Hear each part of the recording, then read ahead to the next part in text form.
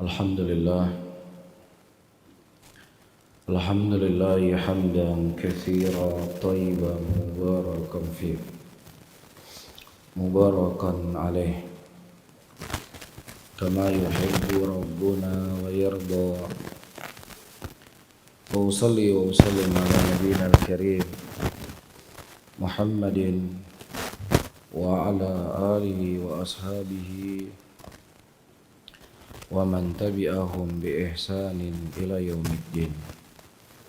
Saudara-saudaraku, kaum muslimin dan kaum muslimat rahimani wa rahimakumullah. Rasulullah sallallahu alaihi wasallam menyebutkan di dalam hadisnya, la yashkurullah man la yashkurun nas. Tidaklah seseorang itu dikatakan bersyukur kepada Allah siapa yang tidak bersyukur kepada manusia. Oleh karena itu kami ingin haturkan terima kasih kepada imam masjid atau KDKM masjid yang telah memberikan kepada kami kesempatan untuk menyampaikan kajian di subuh hari ini. Dan seingat saya sudah 4 kali di masjidnya, Masya Allah. Mudah-mudahan apa yang mereka lakukan mendapatkan kemuliaan dan keutamaan yang dikhabarkan oleh Nabi SAW, man dala ala khairin falu ajru fa'ilih. Barang siapa yang seseorang menunjuki sebuah jalan kebaikan, maka dia akan mendapatkan pahala dan pahala orang-orang yang mengikuti kebaikan tersebut. Amin ya rabbal alamin. Dan sebagaimana yang telah disampaikan, kita akan menyampaikan sebuah materi yang saya rasa cukup penting, yaitu mengenai hal-hal yang bisa merusak hati kita. Karena terkadang kita lebih konsen dengan hal-hal yang sifatnya kepada amalan fisik. Kita menjauhi zina, kita menjauhi riba, kita menjauhi menzalimi manusia atau yang semisalnya. Namun ada di sana penyakit-penyakit hati yang terkadang kita tidak peduli. Padahal tidak ada sesuatu yang paling dikhawatirkan, yang paling ditakutkan oleh para sahabat Rasulullah SAW melebihi dari penyakit hati itu sendiri. Seorang imam tabi'in yang bernama Abdullah ibn Abi Mulaikah rahimahullah, beliau berkata, adraktu akthar min 30 ashabin Nabi sallallahu alaihi wasallam kulluhum yakhafuna minan nifaq. Aku bertemu lebih dari 30 sahabat Rasulullah sallallahu alaihi wasallam dan semuanya mereka takut dengan kenifakan. Zahirnya demikian, batinnya berbeda. Di depan manusia dikelihatan orang yang soleh, di hadapan manusia dikelihatan orang yang baik, orang yang taat. Tetapi ketika tidak ada manusia di sekitarnya, maka dia menjadi orang-orang yang paling fajir. Seakan-akan surga dan neraka milik manusia, seakan-akan pahala itu milik manusia. Tidak ada rasa takut dirinya kepada Allah Subhanahu wa taala, sehingga butuh bagi kita semuanya para hadirin dan hadirat untuk memupuk rasa cinta itu dalam kalbu kita, untuk memupuk pengagungan kepada Allah Rabbul Alamin, sehingga kita akan menjadi seorang muslim zahiran wa batinan. Kita menjadi seorang muslim yang takut kepada Allah ketika kita di hadapan manusia, begitu juga ketika kita dalam keadaan bersendirian. Di zaman Umar bin Khattab radhiyallahu taala anhu, beliau punya seorang gubernur yang bernama Sa'id bin Amir al-Jumahi. Dan gubernur beliau ini diadui oleh masyarakatnya dengan beberapa aduan. Di antara hal yang diadukan kepada Umar bin Khattab, kalau gubernur beliau ini selalu menutup pintu kepada rakyatnya di malam hari. Mereka berkata, ya Umar, ini gubernur kami nggak beres dia. Ya, di malam hari selalu menutup pintu kepada kami, nggak mau pernah menerima tamu, nggak mau mengurusi rakyatnya. Kemudian Umar berkata kepadanya, wahai Sa'id, apakah apa yang disampaikan oleh rakyatmu tentang dirimu demikian? Kemudian dia berkata, wahai Amirul Mu'minin, inilah hal yang berat untuk saya sampaikan. tapi saya sudah dituntut untuk menyampaikannya. Aku telah menghabiskan waktuku dari pagi sampai sore hari dengan mereka. Aku tidak ingin malamku diganggu oleh manusia. Aku ingin malamku bersama Allah. Aku ingin bermunajat kepada Allah. Aku ingin ruku dan sujud kepada Allah. Aku ingin menangis di hadapannya. Demikianlah kehidupan para sholihin, al-muttaqin, orang-orang yang bersih hati dan zahirnya. Berbeda dengan kita, sama mereka waktu malam itu waktu yang paling indah buat mereka. Kita juga waktu malam waktu yang paling indah. Jadi kalau mau ketemu sama orang udah nanti malam aja. Karena kalau pagi ngantar anak, kalau siang nanti ada terputus dengan sholat asar, lebih nikmat di malam hari karena nggak ada yang membatasi kita kecuali adzan subuh nanti. Subhanallah. Inilah perbedaan di antara kita dengan mereka. Kenapa? Karena setelah tertanam rasa cinta mereka kepada Allah dan bersihnya hati mereka. Sehingga dengan kajian kita di pagi hari ini mudah-mudahan bisa memberikan motivasi kepada kita semuanya untuk menjadi seorang muslim yang muslim secara zahir dan muslim secara batin. Disebutkan oleh Ibnu Majah rahimahullah di dalam sunannya dari hadis Abi Sa'id Al-Khudri radhiyallahu taala anhu yang hadisnya dihasankan oleh Syekh Albani. Disebutkan kharaja alaina Rasulullah sallallahu alaihi wasallam wa nahnu natadzakkarul Masih ad-Dajjal. Kharaja alaina, suatu hari keluar Nabi sallallahu alaihi wasallam dan pada waktu itu kami sedang berdiskusi tentang Dajjal. Iya, Dajjal ini dia belum muncul. Iya, sampai detik ini Dajjal ini belum muncul. Iya, tetapi tidak ada satupun Nabi dan Rasul kecuali telah mengingatkan kepada kita tentang fitnahnya Dajjal ini. Bahkan Nabi kita sallallahu alaihi wasallam telah merinci fitnah yang akan didatangkan oleh Dajjal.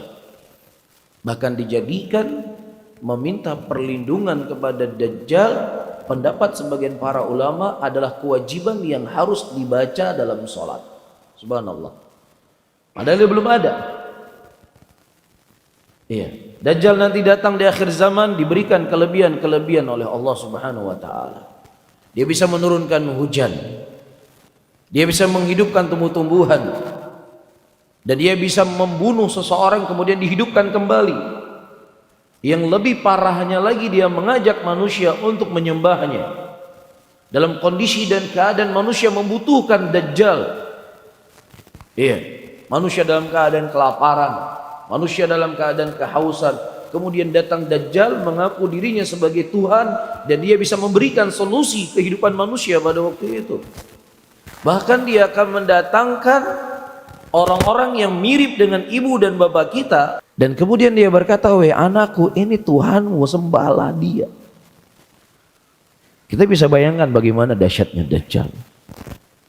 Dan wallahu alam bisawab, iman-iman seperti kita kalau menghadapi Dajjal seperti ini, kira-kira selamat nggak kita? Selamat nggak kira-kira? Ya, kita jangankan cerita Dajjal ya. Dukun-dukun imut hari ini, imut ya dibanding sama Dajjal, telah menipu bukan hanya 10 orang manusia, bahkan ribuan manusia.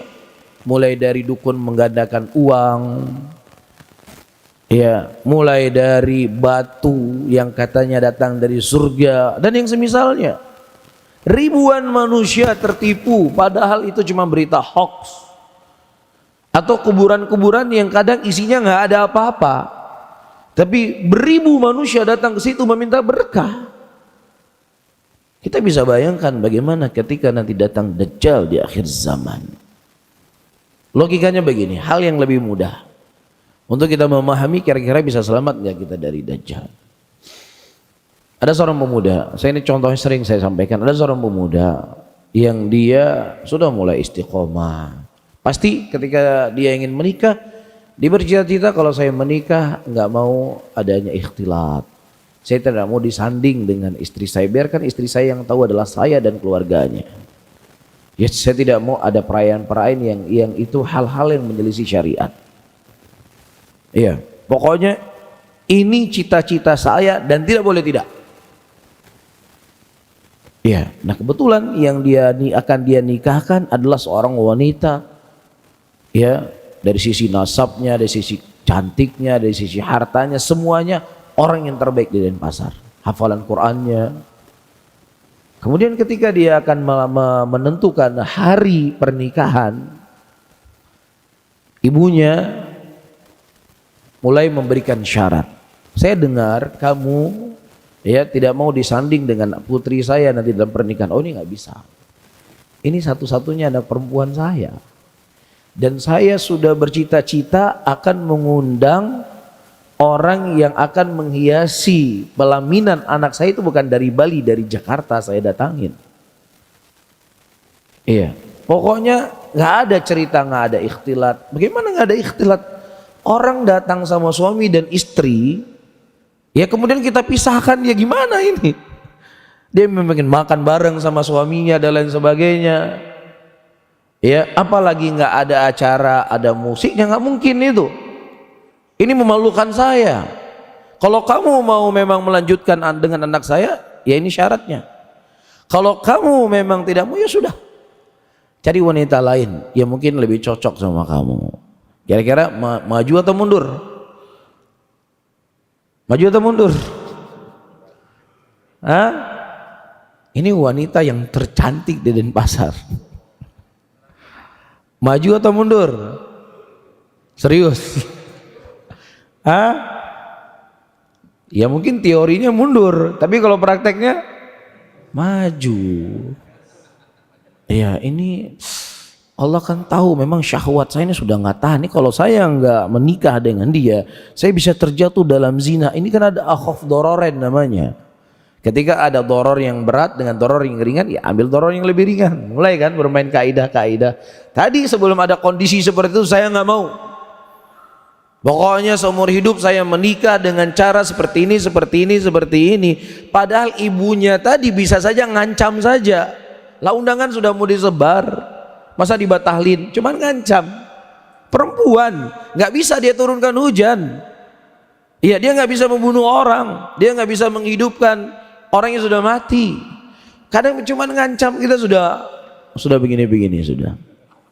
Ya ini kan masalah ini kan ada khilafnya juga ulama dalam masalah ini. Masya Allah. Tadinya Masya Allah begitu kokoh. Lah kita bisa bayangkan Dajjal itulah makhluk yang terkutuk. Saya benci dengan dia. Nggak mungkin saya beriman dengan dia. Iya, ketika dia nggak ada di hadapan kita. Masalahnya pada waktu itu kita sedang lapar, haus, butuh makan, butuh minum.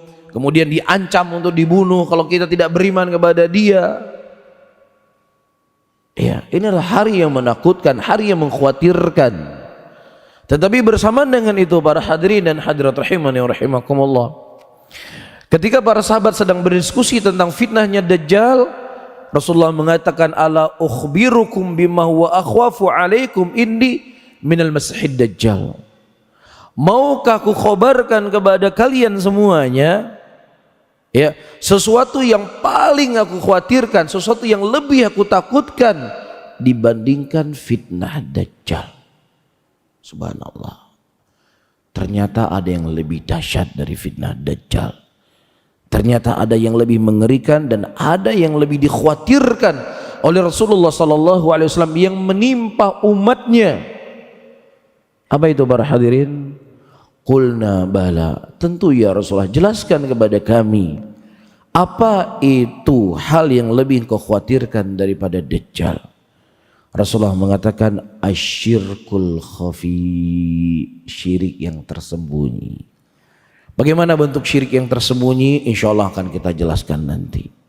Dan apakah saya dan kita semua yang hadir di sini sudah selamat daripada syirik yang tersembunyi ataukah tidak? Sebelum saya lanjutkan para hadirin dan hadirat, saya sering menyampaikan di kajian, ya, hadirnya kita di majelis ilmu, duduknya kita di majelis ilmu adalah untuk memperbaiki diri kita. Kalau berangkatnya kita dari rumah, saya ingin mendengar ilmu untuk memperbaiki diri saya, insya Allah ilmu itu akan berefek kepada kita. Tapi kalau seandainya hadirnya kita di majelis ilmu bukan untuk memperbaiki diri kita, tapi untuk meluruskan orang lain semata-mata, terkadang ilmu itu tidak bermanfaat buat kita. Ketika Allah menurunkan ayat di dalam Al-Quran, Alladzina amanu wa lam yalbisu imanahum bidzulmin ulaika lahumul amnu wa hum muhtadun. Orang-orang yang beriman adalah orang-orang yang mereka tidak mencampur aduk keimanan mereka dengan kezaliman.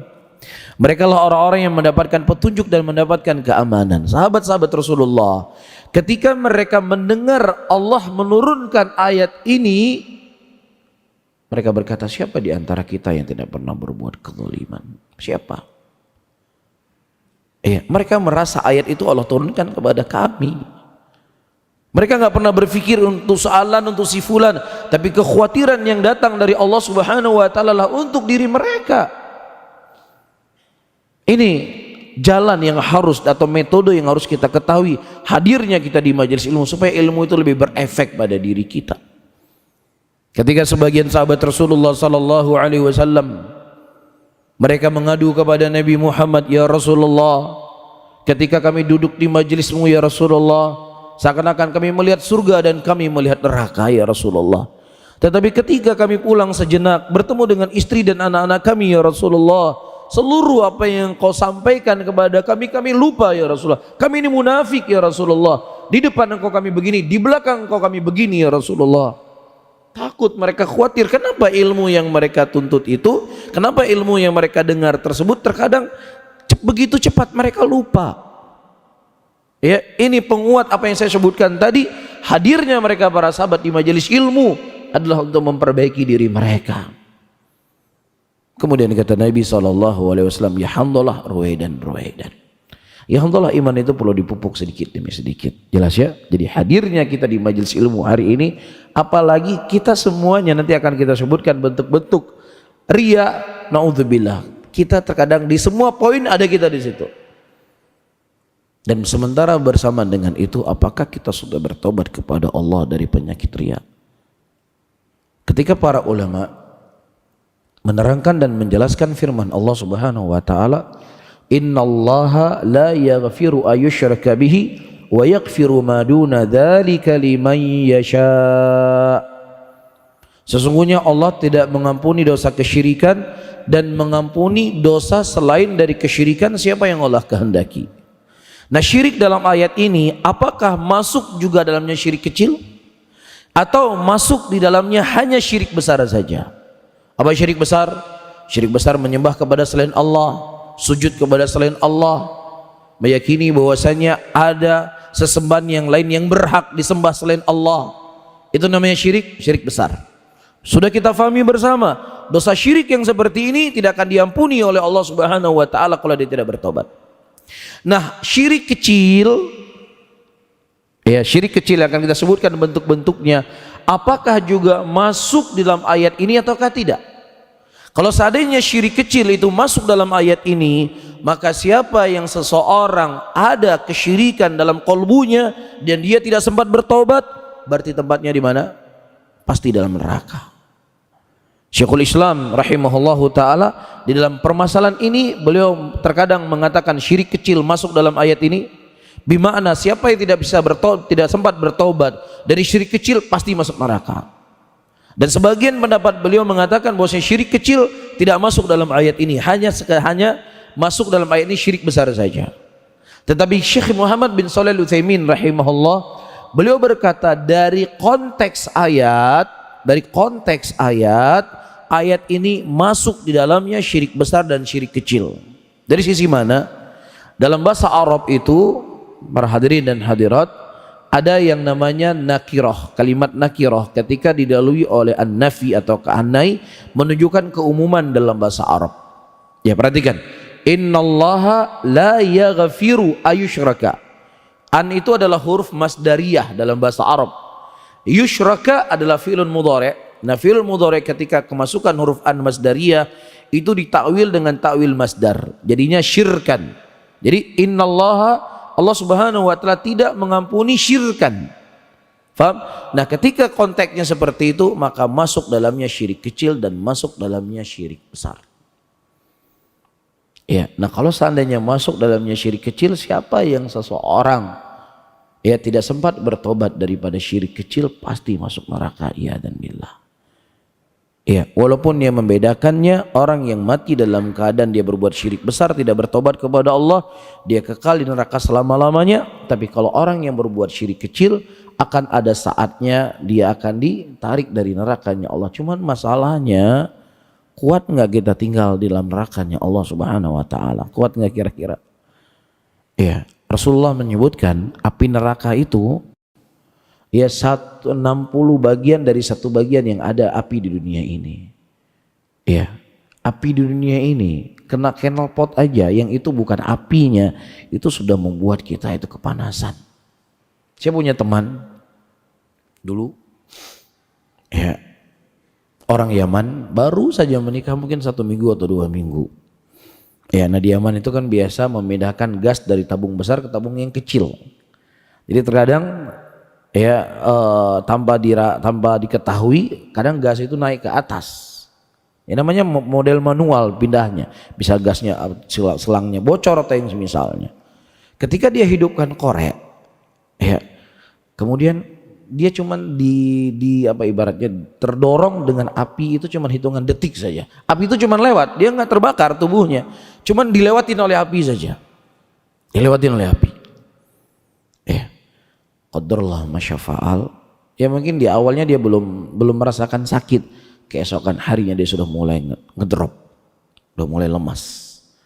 Kemudian datang orang-orang menziarahi dia. Dia nggak terbakar loh ya, nggak terbakar. Datang orang-orang menziarahi dia, dia berkata, Allah Subhanahu wa taala sangat tepat memilih seseorang itu diazab dengan api. Dia merasakan saya sakitnya sampai ke tulang, sampai ke tulang. Hari seminggu setelah kejadian atau kurang lebih meninggal, dan istrinya juga meninggal. Kita bisa bayangkan api di akhirat itu dilipatkan ganda oleh Allah 60 kali lipat. Kalau seandainya 60 kali lipat standarnya adalah api yang membuat kita masak, kita tidak akan sanggup tahan. Apalagi kalau seandainya standarnya adalah api di akhirat itu gunung berapi. Ya, gunung berapi itu bisa menghancurkan apa? Bisa menghancurkan bangunan yang sangat keras, dilipat 60 kali lipat. Neraka itu bukan hal yang main-main, para hadirin dan hadirat. Ya, dan masuknya seseorang ke dalam neraka bukan hanya dengan dia berzina, bukan hanya dia berbuat menyembah selain Allah. Ternyata ada amalan-amalan, sadar ataukah kita tidak sadar, akan menggiring kita dalam nerakanya Allah. Di antaranya adalah riya, yang hari ini kita terkadang tidak merasa berbuat dosa. Itu masalahnya. Dan itu sebab hal yang dikhawatirkan oleh Nabi. Ketika kita mungkin pernah berzina, na'udzubillah, kita sering menangis terkadang memikirkan dosa itu. Ketika kita durhaka dengan ibu dan ayah kita terang sering terngiang di kepala kita, apa yang saya lakukan? Iya, ketika mungkin kita pernah membunuh orang, itu mungkin akan menjadi pikiran kita sampai kita mati. Cuman masalahnya keseharian kita melakukan perbuatan ria, ingin dipuji, ingin disanjung oleh manusia, kita tidak pernah merasa berbuat dosa. Itu masalahnya. Makanya itulah hal yang paling ditakutkan dan paling dikhawatirkan oleh Nabi SAW. Kemudian yang kedua, para hadirin dan hadirat rahimani rahimakumullah, sebelum kita menyebutkan bentuk-bentuk ria, ria itu akan mengubah ketaatan menjadi maksiat. Seseorang berlelah, bersusah payah dia beramal di dunia ini. Dia menjaga sholatnya, dia menjaga puasanya, dia haji tiap tahun, dia bersedekah. Iya. Atau amalan-amalan yang lainnya yang diharapkan dengan amalan tersebut akan bisa mempermudah dia masuk dalam surga.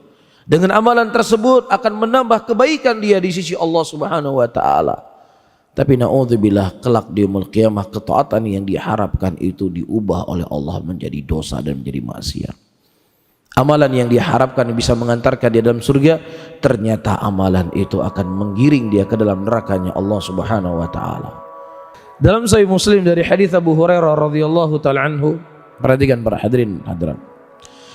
Qala Rasulullah sallallahu alaihi wasallam, awwalu man tusairu bihumun naru thalathatun. Qari'ul Quran wa mujahidun wa mutasaddiqun. Awal pertama kali orang-orang yang akan digiring oleh Allah ke dalam neraka itu ada 3 jenis manusia. Siapa mereka? Penzina, pemakan khamar, peminum khamar, penjudi, pembunuh, pelacur, bukan. Bukan mereka yang pertama akan digiring oleh Allah ke dalam neraka kelak, tapi orang yang pertama digiring oleh Allah ke dalam neraka kelak adalah qari'ul Quran, para penghafal Al-Quran, para penyebar Al-Quran, orang yang mengajarkan ilmu agama, yang seharusnya Al-Quran ini menjadi sebab masuknya dalam surga, menjadi menambah timbangan amalan baik dia kelak di yaumul qiyamah. Justru hafalan Quran yang dia telah lelah hafal di dunia ini justru menjadi sebab Allah menggiring dia dalam nerakanya Allah Subhanahu wa taala. Kenapa? Karena dia menghafal Al-Quran bukan untuk Allah. Iya, dia bersedekah bukan untuk Allah. Iya, dia berjihad bukan untuk Allah. Subhanallah. Para hadirin dan hadirat, coba kita renungi, kira-kira kita orang cerdas ataukah tidak cerdas? Ini berapa menit lagi? Lama? Hah? Oh, 3 menit, 2 menit. Tapi para hadirin dan hadirat rahimani Allah, coba kita renungi sekejap. Kira-kira kita orang pintar ataukah kita tidak pintar? Kita sudah bersusah payah berbuat kebajikan, bersedekah dan lain sebagainya. Yang kemudian dari amalan-amalan mulia tadi kita ingin mendapatkan sanjungan manusia. Kita ingin mendapatkan pujian manusia. Kira-kira kalau seandainya sanjungan dan pujian itu dibentukan dengan sebuah bentuk, bisa nggak kita beli nasi pagi ini? Bisa nggak? Paham nggak maksud saya? Ada seorang beramal, berbuat kebajikan. Nah, pujian sanjungan manusia dari amalan dia lakukan, kita anggaplah dia menjadi sebuah barang, divisualkan menjadi sebuah barang. Nah, kira-kira barang ini bisa beli nasi nggak? Ini saya ada pujian ya, bisa saya beli nasi 10 bungkus? Bisa nggak? Nggak bisa kan? Pujian manusia yang memuji kita nggak menambah rasa, nggak menghilang rasa lapar kita, nggak menghilangkan rasa haus kita, dan kemudian juga tidak menambah isi dompet kita. Subhanallah. Tetapi itu yang kita cari, itu yang kita harapkan. Sementara yang menjadi korbannya adalah kelak di yaumul qiyamah. Cerdas nggak kita kira-kira? Kita melakukan sesuatu, kita mengharapkan sesuatu yang sia-sia, yang tidak bermanfaat untuk hidup kita, hanya sekedar untuk menghilangkan haus. Pujian dan sanjungan manusia tetap juga kita harus makan siang. Manusia memuji kita dari apa yang kita lakukan, tetap juga kita harus minum. Tidak ada yang menambah apapun dari kebaikan. Sehingga na'udzubillah, tidak ada orang yang paling, mohon maaf, goblok ya, melebihi daripada orang-orang yang ria, yang dia harapkan sesuatu dari manusia sementara manusia tidak bisa memberikan apapun kepadanya dan mengorbankan kehidupannya kelak di yaumul qiyamah. Iyadzan billah. Kemudian para hadirin dan hadirat rahimani rahimakumullah, poin yang kedua, kita akan membahas tentang jenis-jenis ria. Nah, kira-kira kita ada nggak di jenis-jenis ini semuanya?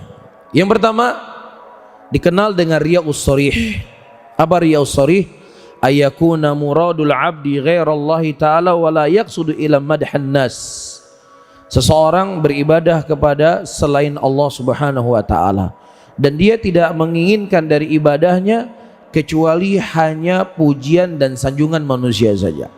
Apa saja amalannya, dari pagi dia bangun tidur beribadah sampai dia tidur lagi, dia tidak harapkan kecuali hanya pujian dan sanjungan manusia saja. Ini namanya riya'us sharih, dan inilah munafiqun khalis. Orang munafik khalis, dia salat untuk manusia, dia berpuasa untuk manusia, ya, dia berjihad untuk manusia. Apapun yang dilakukan, ya hanya mengharapkan pujian dan sanjungan manusia. Ya, mungkin di sini selamat nggak kita kira-kira? Selamat nggak kira-kira? Wallahu a'lam. Taib. Kita baca yang kedua. Yang kedua, asyirku as-sarair. Taib. Yang kedua, para hadirin dan hadirat, asyirku as-sarair. Apa itu syirik sarair? Perhatikan. Ayakuna qasdul abdi wa muraduhu lillah. Fa idza tala alaihi an-nasu nashita fil ibadah wa zayyanaha fa hadha syirkus sarair. Ayakuna qasdul abdi, ketika seorang hamba itu beribadah, murni ibadah yang dia inginkan adalah untuk Allah. Dia bangun di malam hari, ya, kemudian dia berwudu, dia bertakbir Allahu Akbar. Tidak ada yang diharapkan kecuali Allah. Tidak ada yang dia inginkan kecuali Allah. Cuman karena malam ini terlalu capek, ya mungkin saya hanya membaca beberapa ayat-ayat pendek. Ya, lagi dia sholat, tiba-tiba terdengar ya ada seseorang yang sedang membuka pintu toiletnya. Siapa itu? Siapa kira-kira di kamar kita buka pintu toilet? Siapa kita? Ya istri kita lah. Istri kita bangun, mungkin dia bangun ke toilet, udah tidur lagi. Dia nggak tahu suaminya sedang sholat, nggak ada pikiran sama dia sama sekali. Cuman kitanya sendiri, wah ini si istri saya bangun ini. Yang tadinya cuman ingin membaca ayat-ayat pendek, akhirnya sambung baca surah Al-Baqarah. Subhanallah, istri di rumah. Ya, begitulah syaitan mendatangi manusia. Istri kita di rumah, kita sholat atau kita sholat malam, kita nggak sholat malam, tetap aja dia jadi istri kita, tetap aja dia akan masak besok pagi, kan begitu. Tapi kita sudah merasa sendiri, menambah semangat kita beribadah, menambah semangat kita untuk sholat. Yang tadinya bacaan Qur'annya mungkin cepat-cepat, karena istrinya tadi bangun, yang iklapnya tadi belum terlihat, iklapnya sudah semakin jelas. Dengungannya tadi belum jelas, semakin jelas dengungannya. Hasbunallah wa ni'mal wakil. Ya, kemudian dia berkata, bersyukur kali istri saya kawin dengan saya. Ya, laki-laki di pagi harinya mencari nafkah, di malam harinya dia sholat malam. Coba nikah dengan laki-laki itu kemarin, mungkin dunia akhirat dia nggak dapat, tapi nikah dengan saya. Padahal istrinya ke toilet langsung tidur, nggak tahu suaminya sholat. Subhanallah. Tetapi para hadirin dan hadirat, ini adalah syirik. Ini hal yang sedang kita bahas tadi. Nah sekarang yang kita tanyakan pada diri kita, apakah kita selamat dari dosa yang seperti ini? Yang kedua, apakah kita sudah bertobat kepada Allah Subhanahu wa taala dari dosa yang sangat hina ini? Ya. Dua hal yang perlu untuk kita jawab dan cukup dijawab ya oleh diri kita sendiri, nggak perlu diekspos di status WA nantinya. Kita perbaiki diri. Rasulullah sallallahu alaihi wasallam menyebutkan hadis yang diriwayatkan oleh Ibnu Khuzaimah rahimahullah, anna Rasulullah sallallahu alaihi wasallam qala, iyyakum wa syirkal sarair, hati-hati kalian dengan syirik-syirik yang tersembunyi. Qalu wa ma syirkus sarair ya Rasulullah, apa itu syirik sarair ya Rasulullah? Qala yaqumur rajul fayusalli, seorang laki-laki dia berdiri untuk salat, fayuzaina salatahu jahidan, dan kemudian dia menghias-hiasi salatnya ketika manusia melihat dia sedang beribadah kepada Allah Subhanahu wa taala. Pembahasan ini dia tidak dipuji, dia tidak disanjung. Ya, tidak di-share ibadahnya dia. Dan juga dia tidak mendengar manusia memujinya, cuman sekedar ada orang yang melihat dia sedang beribadah, disitulah dia mulai bersemangat beribadah. Ya, hanya sekadar orang melewati dia sedang sholat, disitulah dia memperindah bacaannya. Ya, hasbunallah wa ni'mal wakil.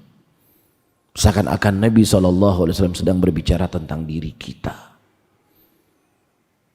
Ya, nah jadilah ini sebagai ibrah para hadirin dan hadirat. Jadikan ini sebagai ibrah, karena kita nggak selamat dari hal-hal yang seperti ini.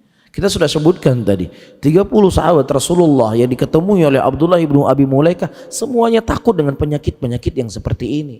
Lah kalau seandainya orang-orang seperti kita yang ilmunya minim, yang imannya minim, yang pengorbanannya minim, kemudian kita nggak merasa apa yang dikhabarkan oleh Nabi SAW, sungguh kita itu cukup tertipu dengan sedikitnya amalan kita. Hasbunallah wa ni'mal wakil. Kemudian yang ketiga, para hadirin rahimani wa rahimakumullah, ar-riya'ul khafi. Tadi syirku as-sarair. Nah kira-kira mana yang lebih parah, syirkus sarair ataukah riya'ul khafi? Riya' khafi disebutkan ayyukhlisal abdul ibadati lillah, seseorang mengikhlaskan ibadahnya hanya untuk Allah, murni untuk Allah. Fa'arafan nasu dzalik famadahuhu. Nah, ketika manusia mengetahui ya dia berbuat kebajikan, mulailah manusia memuji dia. Mulai manusia menyebutkan kebaikan-kebaikannya. Nah, ketika manusia memujinya, fasakana qalbahu ila dzalikal madhi, sehingga membuat dia senang dengan pujian dan sanjungan tadi. Ya, biasanya pulang ke rumah nggak pernah wajahnya ceria depan istrinya. Hari ini Masya Allah ceria sekali. Bang, kenapa bang ceria sekali hari ini?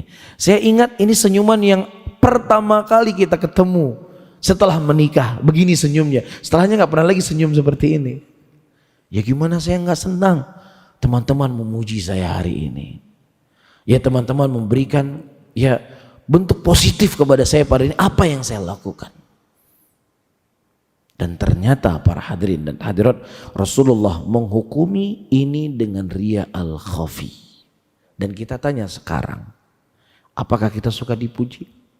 Apakah kita suka disanjung? Apalagi di zaman-zaman seperti ini, zaman media sosial, zaman yang terbuka sangat lebar untuk kita terjatuh dalam riya al-khafi. Semua hal, kita nggak cerita fulan, kita cerita diri kita sendiri. Ya, ketika men-share kajian kan ibadah. Ya, share murotal adalah ibadah. Ya, kemudian dia lihat, waduh, ini cuma like satu orang, itu pun istri saya. Ya, nggak ada semangat lagi menyebarkan kebaikan. Nah, ketika nanti dia lihat banyak yang share, banyak yang like, lain sebagainya, mulai semangat dia. Ya, sudah disanjung oleh manusia, dipuji oleh manusia. Masya Allah, bagus, demikian. Sementara para ulama ketika mereka menjelaskan keikhlasan, ikhlas itu tidaklah menambah semangat dengan pujian dan tidak mengurangi semangat dengan celaan. Karena orang yang ikhlas sama antara pujian dan sanjungan kepadanya nggak ada beda. Ente memuji saya, ente menyanjung saya, nggak ada urusan sama saya. Karena sanjungan ente nggak berefek apapun buat saya, celaan ente juga nggak berefek apapun kepada saya. Tapi orang yang ikhlas, dia mengharapkan sesuatu yang datang dari Allah, walaupun manusia menghinanya, walaupun manusia mencelanya, walaupun manusia tidak ada yang setuju apa yang dia buat. Selama itu memang sesuatu yang dicintai dan diridhoi oleh Allah, dia akan terus bersemangat. Dia tidak akan berputus asa. Dia tidak akan mundur. Kalau itu adalah memang kebaikan. Umar bin Khattab radhiyallahu taala anhu, sebagaimana telah kita sampaikan pada pertemuan kita sebelumnya, ketika Umar bin Khattab berjalan dengan sahabatnya. Beliau berjalan dengan sahabatnya. Tiba-tiba dari sebuah rumah terdengar bahwasanya Umar bin Khattab demikian. Dipuji Umar bin Khattab. Dan pujian itu memang ada sama Umar bin Khattab. Siapa yang gak kenal Umar bin Khattab? Kemudian Umar bin Khattab berkata, bah. Bah itu adalah kalimat-kalimat yang bentuknya adalah apa? Apa yang dipuji Umar bin Khattab? Nggak ada apa-apanya Umar bin Khattab itu.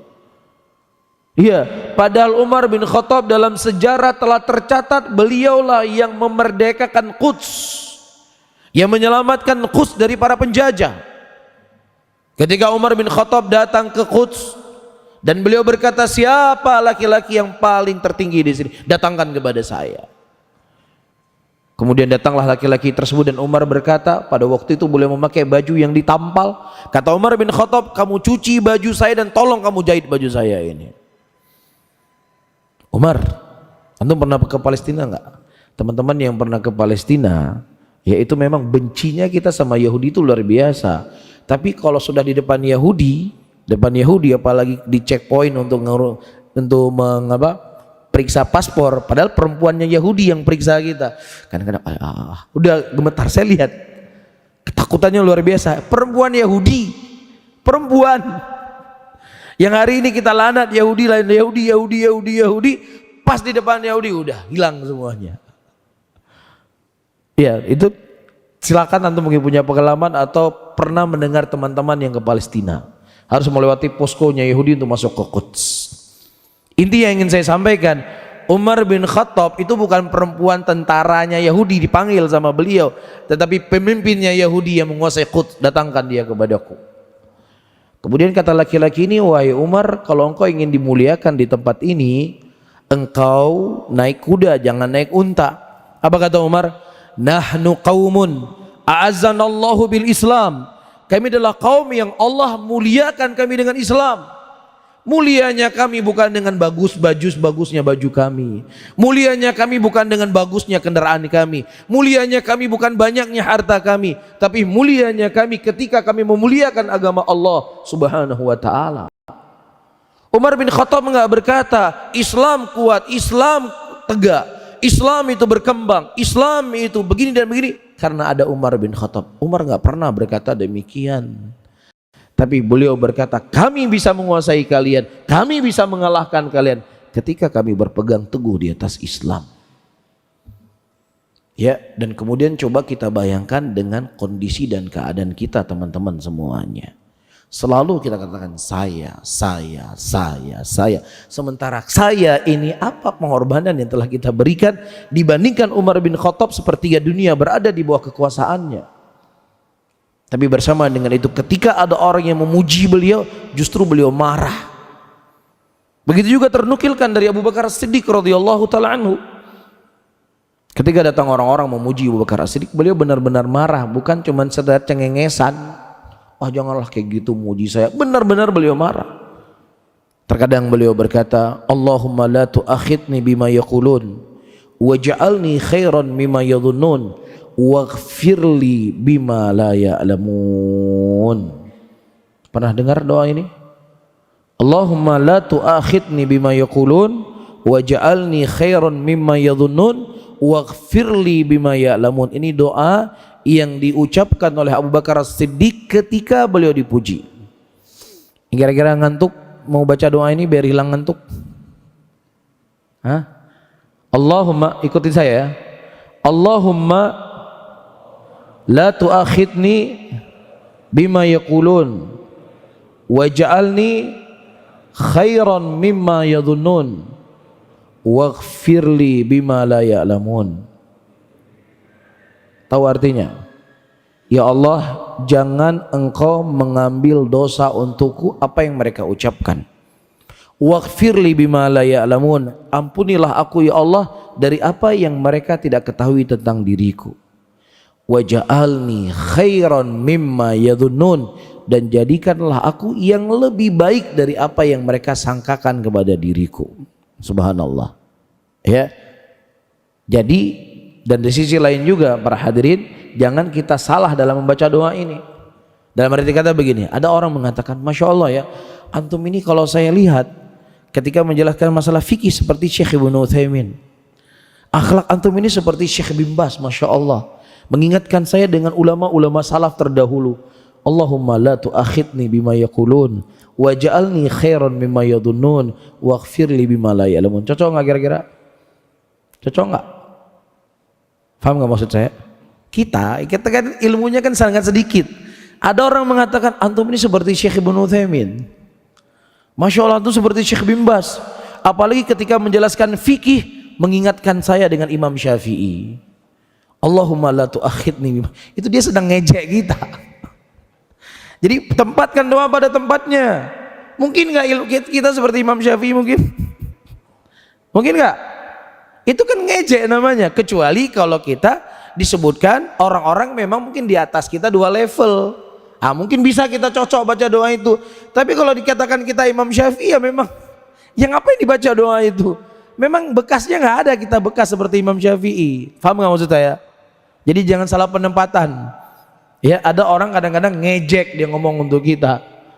Ya, jangan salah baca doa itu. Karena hal itu merasa ada sesuatu yang dia rasakan dalam hatinya, untuk menghilangkan itu pada dirinya, dia baca doa. Nah, sekarang kita kira merasa nggak ketika dikatakan ilmu kita seperti Imam Syafi'i? Merasa nggak kira-kira? Ya sudah, kalau nggak merasa nggak usah dibaca. Ya, Imam Syafi'i imam besar. Ya, Imam Syafi'i imam besar, imam mujtahid. Taib, kita lanjutkan karena waktu kita tidak banyak. Kemudian para hadirin dan hadirat rahimani rahimakumullah, ada riya yang namanya riyaul badani. Riya bentuknya badan. Dia badannya tegap, orangnya sehat. Ya, ketika diajak bicara, itu suaranya nggak keluar. Ya, biasanya ini orang-orang tarekat. Ya, saya pernah lihat beberapa potongan video, dia berjalan dari Jakarta ke Surabaya jalan kaki. Dia bukan nggak punya ongkos. Ya, saya lihat potongan video, ada orang kasih ongkos dia untuk naik mobil atau naik kereta api supaya lebih cepat sampai. Enggak, saya nggak mau. Ya, ngomongnya pelan sekali, dikasih apapun nggak mau. Ya, dia merasa apa? Dia merasa bahwasanya saya sedang khusyuk kepada Allah. Dia merasa bahwasanya saya adalah hamba Allah yang paling soleh di muka bumi ini. Bagaimana bentuk kesolehnya? Menyiksa diri. Iya, jadi badannya itu dibuat seakan-akan dia orang yang selalu patuh kepada Allah. Ini biasa orang-orang tarekat. Nabi kita saja sebelum berperang itu dikumpulkan para sahabat untuk membawa kendaraan supaya bisa berjalan. Ya, yang lebih parahnya lagi kadang cuman melewati semut saja minta izin. Semut minta izin. Sama semut minta izin. Kadang-kadang ada semut yang diinjak sama dia nggak sengaja itu bisa menangis. Seakan-akan orang yang takut sama Allah. Seakan-akan orang yang sangat mencintai makhluk Allah. Ya, ngomongnya pelan sekali. Ya, kita harus dempetkan telinga kita di mulut dia baru kita terdengar. Sahabat Rasulullah, orang yang paling ikhlas, orang yang paling bertakwa kepada Allah. Tetapi diceritakan di pagi hari mereka bagaikan singa yang meraung, di malam hari mereka bagaikan bayi yang merengek di hadapan Allah Subhanahu wa taala. Itu sahabat Nabi. Bukan sebaliknya. Iya, berbuat hal-hal yang menyelisih syariat, berbuat hal-hal yang menyimpang dari sunnah Nabi SAW, tidak ada rasa takut dan khawatir. Tapi ketika menginjak satu semut jadi masalah buat dia.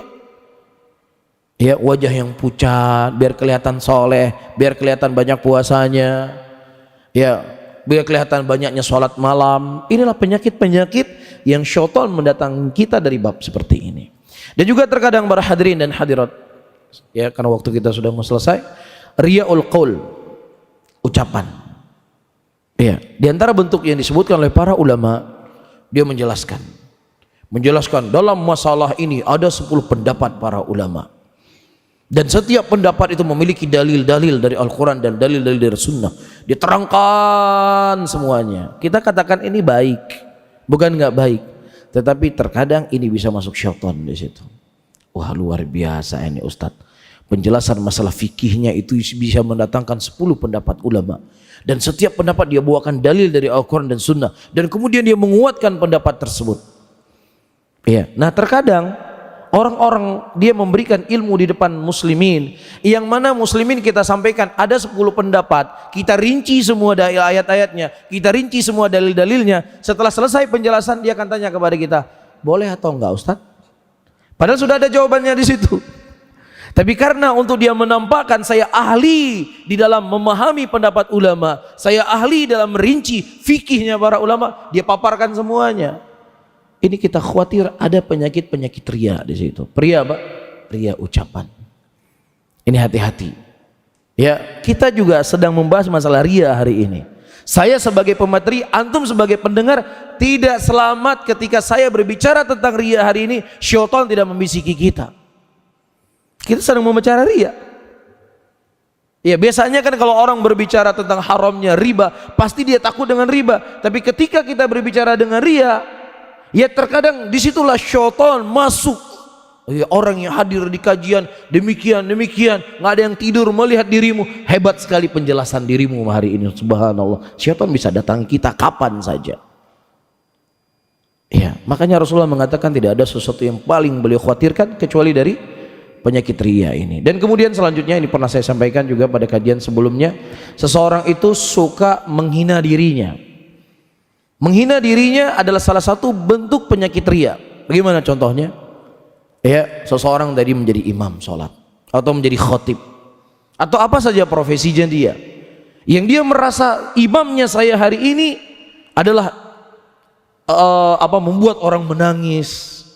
Khusyuknya saya sholat hari ini, bagusnya bacaan saya hari ini dengan bacaan-bacaan dengan bertajwid atau yang semisalnya. Selesai dia sholat, dia ingin mendengar bagaimana tanggapan manusia dari bacaan Qur'annya. Dia ingin mengetahui bagaimana tanggapan manusia dari khutbah yang dia sampaikan yang berapi-api tersebut. Ya, dan setelah sholat dia nggak mendapatkan manusia mendatanginya, dia tidak mendapatkan manusia memuji dirinya. Mulailah dia bertanya dan mulai dia berkata, mohon maaf, saya tadi kurang tidur, kurang persiapan, jadi bacaan Quran saya sangat jelek hari ini. Saya banyak salah-salahnya. Ya begitu juga khutbahnya tadi, pokoknya kacau lah banyak khutbah. Selama saya khutbah ini paling kacaunya khutbah. Nah kalau kita tahu ada orang memang jenisnya seperti ini, suka memuji menghina diri supaya dipuji. Kalau kita sayang sama dia, kita tinggal jawab, iya jelek kali khutbah kamu hari ini. Itu lebih baik untuk menjaga dirinya. Iya, kenapa kamu nggak murojaah ya? Kenapa baca Qurannya jelek sekali? Tapi kalau kita katakan enggak, masya Allah, justru khutbah engkau hari ini khutbah yang paling bagus selama engkau khutbah. Itu yang dia cari. Itu yang ingin dia dengar dari kita, dan itu memuaskan dirinya. Subhanallah, orang-orang yang mendengar ceramah di hari itu, yang tadinya meninggalkan sholat, mereka sholat. Yang tadinya mungkin dia makan riba, dia meninggalkan riba. Yang tadinya dia durhaka dengan orang tuanya, dia berbuat baik kepada orang tuanya. Ada manfaat yang didapatkan oleh manusia yang seharusnya mengalir pahalanya kepada dirinya dengan penyampaian yang dia sampaikan, cuman karena ingin mendapatkan sanjungan manusia, hilang semua apa yang dia dapatkan. Naudzubillah. Bukankah ini kegoblokan dan kebodohan para hadirin dan hadirat? Dan seperti yang saya sebutkan tadi, apa yang kita inginkan dari sanjungan dan pujian manusia tidak bisa menghilangkan rasa lapar, juga tidak bisa menghilangkan rasa haus, dan tidak menambah isi dompet kita. Nasallallahu salamata wal afiyah. Ya, di dunia saja kita tidak mendapatkan apapun, apalagi di akhirat. Nah, disinilah ada hal-hal yang perlu untuk kita ketahui, ya. Bagaimana supaya kita bisa menjauhi penyakit yang sangat membahayakan ini. Yang pertama, kita ketahui dulu bentuk-bentuk daripada riya tadi. Setelah kita tahu, supaya kita bisa menjauhi. Ya, ketika kita ingin beribadah, ada rasa semangat, langsung kita harus tepis. A'udzubillahi minasyaitonirrajim. Saya harus fokus kepada Allah. Ya, ketika ada manusia memuji apa yang kita sampaikan, ya akhi, kalau kamu sayang sama saya, tolong kamu jangan puji saya. Tolong kamu jangan puji saya. Ya, kalau kamu sayang sama saya. Iya. Kemudian yang selanjutnya, para hadirin dan hadirat, di antara hal-hal yang bisa menghilangkan kita dari penyakit riya, kita berdoa kepada Allah Subhanahu wa taala, doa yang diajarkan oleh Nabi. Di antara doa yang diajarkan oleh Nabi, Allahumma inna na'udzubika min an nusyrika bika syai'a na'lamu wa nastaghfiruka lima la na'lam. Ya Allah, aku meminta perlindungan kepada Engkau dari kesyirikan apa yang kami tidak ketahui dan apa yang kami ketahui, dan kami memohon ampun kepada Engkau ya Allah, ya dari hal-hal yang kami terjatuh dari penyakit riya tersebut. Kita harus sering banyak-banyak berdoa kepada Allah. Yang ketiga, kalau antum misalnya suka bersedekah, ayo kita baca kehidupan para ulama salaf, bagaimana sedekahnya mereka. Ketika kita mengetahui bagaimana sedekah dan ikhlasnya mereka, kita mendapatkan diri kita nggak ada apa-apa sedekah yang kita keluarkan.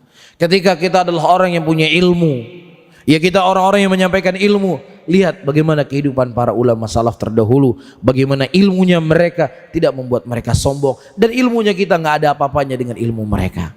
Begitu juga ketika kita orang yang rajin sholat malam, rajin berpuasa, lihat kehidupannya mereka, bagaimana puasanya mereka, bagaimana sholatnya mereka. Disitulah kita mendapatkan nggak ada apa-apanya ibadah kita dibandingkan dengan ibadahnya mereka. Begitu juga kita berjuang di medan dakwah, kita memberikan apa yang kita punya untuk dakwah ini.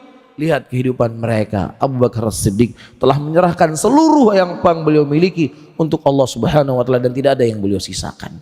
Sehingga membuat kita merasa kecil, membuat kita merasa hina, membuat kita merasa rendah ketika kita kembalinya kepada orang-orang yang terdahulu. Ini penting untuk menghilangkan penyakit riya tadi. Dan selanjutnya para hadirin dan hadirat rahimani wa rahimakumullah, dan ini terakhir dengannya saya tutup pengajian kita di subuh hari ini, ya, hendaknya seseorang sering muhasabah dirinya.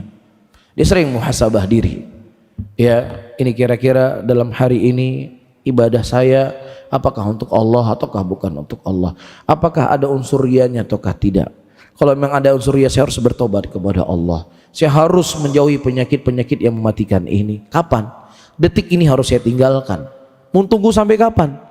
Apa menunggu sampai mati? Seperti kita sebutkan tadi, kalau orang yang mati dia tidak sempat bertobat dari syirik kecil, itu qaul sebagian para ulama membuat akan pasti dia masuk nerakanya Allah Subhanahu wa taala. Wallahu a'lam bishawab. Mungkin ini yang bisa saya sampaikan, mudah-mudahan bermanfaat buat saya sendiri dan juga kepada hadirin dan hadirat semuanya. Mungkin tersisa dari waktu ya, kita akan menjawab beberapa soal tentunya sebatas kemampuan yang saya ketahui, dan saya tidak dibebani oleh Allah apa yang saya tidak ketahui. Wallahu a'lam bishawab. Waalaikumsalam warahmatullahi wabarakatuh. Sedikit pertanyaan dari awal tadi. Nah, Ketika Ustaz menyampaikan bahwa semuanya kita beribadah ini untuk Allah, itu yang saya tangkap tadi.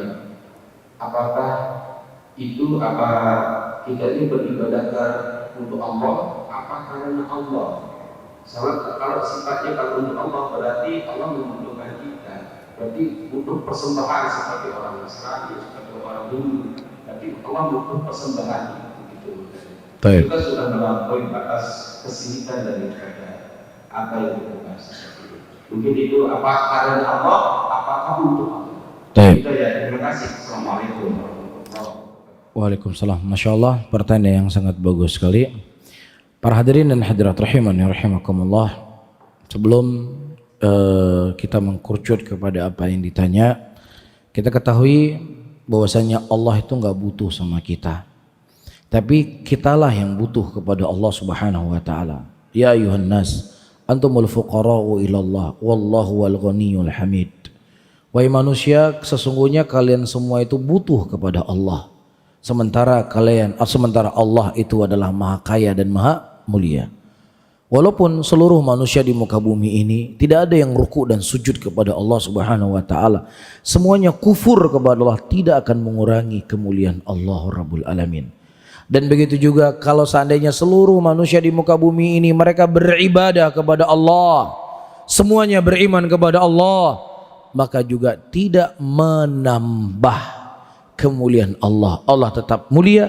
Apakah Allah itu diibadahi ataukah Allah tidak diibadahi? Ini yang pertama. Yang kedua, para hadirin dan hadirat rahimani rahimakumullah, ketika kita beribadah kepada Allah, ya, ketika kita beribadah untuk Allah Subhanahu wa taala, bukan maknanya Allah Subhanahu wa taala membutuhkan amalan kita, bukan maknanya Allah membutuhkan ibadah kita. Para ulama ketika menjelaskan tentang permasalahan, ya, apakah amalan itu ya menjadi tiket untuk masuk surga ataukah tidak? Bimana kalau seandainya saya sudah beribadah, kalau seandainya saya sudah beramal, maka Allah harus membalas ibadah saya. Maka Allah harus membalas surganya saya karena saya sudah beribadah. Ahlus sunnah mereka tidak berkeyakinan demikian. Ahlus sunnah tidak berkeyakinan demikian, menyelisih dari kelompok Mu'tazilah, yang mana Mu'tazilah mereka berkeyakinan kalau seandainya kita sudah beribadah kepada Allah, maka Allah harus membalas kita. Kita yang mengharuskan Allah. Maka ini adalah pandangan yang keliru. Ya, Rasulullah sallallahu alaihi wasallam ketika ditanya oleh para sahabatnya, "Ya Rasulullah, apakah seseorang itu masuk surga dikarenakan amalannya?" Orang masuk surga bukan amalannya, tapi orang masuk surga adalah rahmat yang Allah Subhanahu wa taala berikan kepada hamba-hambanya. Dan Allah telah mengatakan dalam ayatnya, "Kataba ala nafsi rahmah." Allah telah mencatat untuk hambanya, dirinya sendiri, untuk rahmat. Allah sendiri yang mewajibkan dirinya untuk memasukkan seseorang ke dalam surga. Jadi bukan ketika kita beribadah kepada Allah, Allah Subhanahu wa taala butuh kepada kita. Nah, kalau memang kondisi dan keadaannya orang akan salah faham dengan kita mengatakan untuk Allah, ya untuk Allah, orang akan salah faham, maka kita mungkin tidak menggunakan kalimat seperti ini.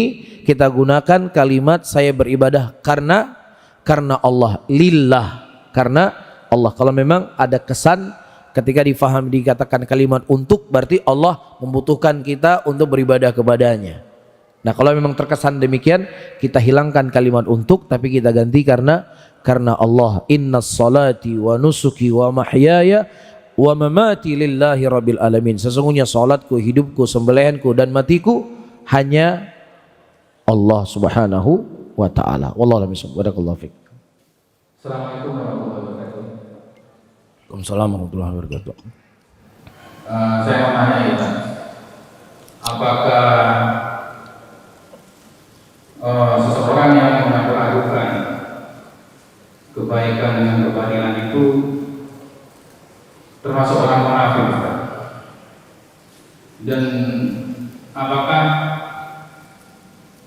itu mendapatkan hak-hak sebagai orang muslim. Baik.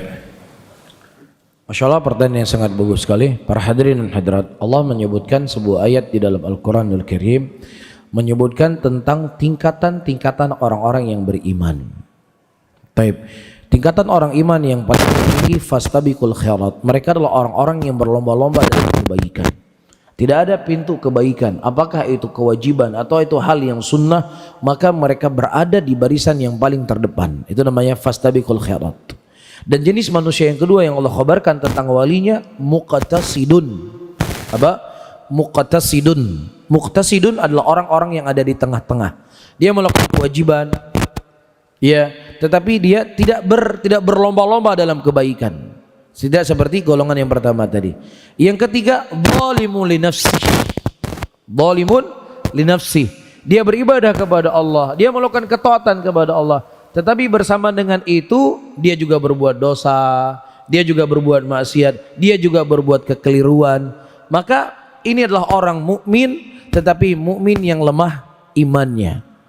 Iya, dia itu dikatakan mukmin dengan ketaatannya dan dikatakan fasik dengan kemaksiatannya. Dan itu tidak mengeluarkan seseorang daripada dairatul iman, tidak mengeluarkan seseorang dari dairatul Islam. Dalam sebuah hadis Rasulullah menceritakan ada seorang laki-laki yang dia diperlihatkan kelak di yaumul qiyamah 99 catatan amalan kebaikannya, 99 catatan amalan kejelekannya. Kemudian satu catatan amalan kejelekan sejauh mata memandang. Kemudian Allah datangkan kepadanya bitokoh yang bertuliskan la ilaha illallah.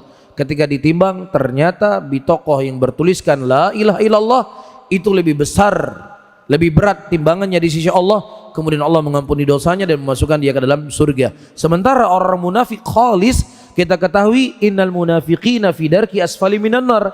Orang munafik itu berada di keraknya api neraka, dia tidak akan pernah masuk surga. Begitu juga orang kafir. Tetapi ketika seseorang dia berbuat ketaatan, bersama dengan itu dia berbuat maksiat, maka dia masih sebagai seorang mukmin. Namun kalau seandainya diinginkan kebatilan di sini, dia mencampur aduk keimanan mereka dengan kezaliman yang berupa kesyirikan, ya, berupa perbuatan-perbuatan nifak yang mengeluarkan dia dari Islam, maka dia tidak dikatakan sebagai seorang muslim. Allah menceritakan tentang kondisi dan keadaan orang-orang musyrikin. Allah ceritakan kondisi dan keadaan orang-orang munafikin. Mereka mendatangi Nabi SAW. Sebagaimana Allah ceritakan dalam Al-Quran, idza ja'akal munafiquna qalu nashhadu innaka la Rasulullah. Ketika orang-orang munafikun mendatangi kaum Muhammad, mereka mengatakan sesungguhnya kami mempersaksikan engkau benar-benar Rasulnya Allah. Dia ucapkan atau tidak? Dia ucapkan, tetapi dalam hatinya dia ada kebencian kepada Nabi Muhammad SAW. Dalam hatinya dia benci dengan umat Islam. Dalam hatinya dia benci dengan syariat Allah. Sehingga pengakuan dia mencampur aduk di antara hak dengan kebatilan tidak bermanfaat sama sekali. Jelas ya? Mereka sholat, mereka berpuasa, mereka berjihad bersama Nabi SAW. Tapi jihad yang mereka lakukan untuk hanya sekadar dianggap dia adalah orang yang baik. Tidak ada keinginan sama sekali untuk Allah Subhanahu wa ta'ala. Maka kenifakan yang model seperti ini, ya, tidak akan bermanfaat amalan yang telah dia lakukan. Begitu juga musyrikin. Musyrikin di zaman Nabi SAW, ketika mereka dalam keadaan terjepit, disitulah mereka memurnikan ibadahnya mereka hanya kepada Allah. Disitulah mereka akan menyerahkan segala sesuatunya kepada Allah. Ketika mereka kembali ke daratan, ya, kembalilah mereka berbuat syirik kepada Allah. Ada saatnya mereka beribadah kepada Allah, ada saatnya mereka menyekutukan Allah. Nah, dalam kondisi seperti ini tidak bermanfaat kebaikan yang mereka miliki. Bisa difahami ya? Nah, wallahu alam bishawab. Barakallahu fikum. Bismillah, Anda mau tanya. Apa tadi pas pembahasan bahwa dia itu adalah mempertingkat sholat seperti itu. Nah, yang Anda tanyakan, misalnya ada seorang sholat yang dia ini karena dia takut dia, yang biasanya dia baca sholatnya agak panjang dalam sholatnya, dipersingkat sholatnya sama dia kan. Lalu karena dia takut dia seperti itu. Nah, ini gimana kan? Seperti itu dia buat. Taib, para hadirin dan hadirat rahimani rahimakumullah. Kalau seandainya dia maksudkan meninggalkan bacaan yang lebih panjang supaya tidak dianggap ini dan dia menjaga hatinya, maka tidak ada masalah untuk dia melakukan hal seperti itu. Ya, tidak ada masalah untuk dia melakukan hal seperti itu. Tapi yang salah ketika dia meninggalkan ketaatan, ya, hanya sebatas takut nanti ria, maka ini keliru. Tapi ada dalam kondisi-kondisi tertentu, ini kalau seandainya saya membaca Quran terlalu panjang dan lain sebagainya, saya khawatir hati saya lagi nggak stabil ini. Ya, ketika dia tidak stabil hatinya, ya sudah dia tinggalkan. Maka dalam kondisi seperti ini, insya Allah tidak ada masalah. Tapi yang bermasalah dia meninggalkan seluruh ketaatan. Kenapa kamu berbuat seperti ini? Saya takut riya. Kenapa kamu nggak berbuat seperti ini? Saya takut riya. Karena para ulama mengatakan meninggalkan ketaatan dikarenakan takut riya, itulah riya itu sendiri.